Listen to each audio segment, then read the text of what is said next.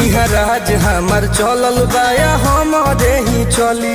ढेर अइले गइले गुंडा माफिया कटने बाहुबली, केहू के बस के चीज नइखे। इहाँ राज हमार चलल बाया हमारे ही चली। ढेर अइले गइले गुंडा माफिया कटने बाहुबली, मार के गोली बंद कदम बोली हरदम ला सुता दे। माहौल जवन बदली ओहके दुनिया से उठा दे।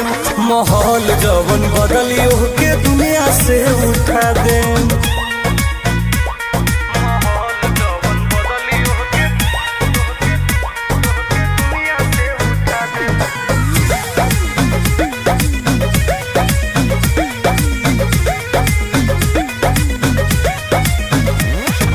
पुलिस प्रशासन सरकार बा